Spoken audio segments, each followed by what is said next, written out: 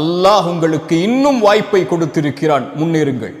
எதையும் வாழ்வில் ஜெயித்து விடலாம். நான் உங்களை உள்ளத்தால் தட்டி எழுப்புவதற்குள்ள வார்த்தைகளை நான் சொல்லவில்லை. அல்லாஹ் குர்ஆனிலே சொல்லுகிறான், ஒருவன் முயற்சி செய்தால் அந்த முயற்சியுடைய பலனை பெற்றே தீருவான். அது உலக காரியத்திலும் சரி, மறு உலக காரியத்திலும் சரி. இந்த உலகத்தில் இருக்கக்கூடிய மனிதர்கள் முடிவை பார்க்கக்கூடியவர்கள். வெற்றி அடைந்தாயா என்பதைத்தான் பார்ப்பார்கள். அது ஒரு முஃமினுடைய இலக்கல்ல. ஒரு முஃமினுடைய இலக்கு எல்லா காரியத்திலும் முயற்சி மட்டும்தான்.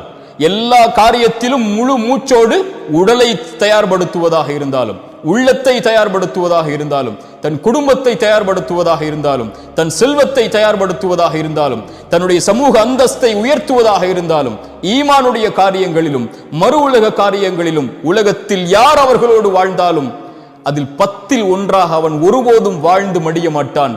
உலக வாழ்வில் இருந்து அவன் கண்ணை மூடும் போது எல்லோர்களை விடவும் அல்லாஹ்விடத்தில் நான் மேன்மையானவனாக, இறை நம்பிக்கை கொண்ட பலமான உறுதியோடு வாழக்கூடிய, அல்லாஹுடைய கதரை உள்ளத்தாலும் உடலாலும் மனதாலும் ஏற்று வாழக்கூடிய இறை நம்பிக்கையாளனாகத்தான் அவன் வாழ்ந்து மறைவான் என்று இருக்கக்கூடிய இறை நம்பிக்கையாளர்களை அல்லாஹ் நேசிக்கிறான்.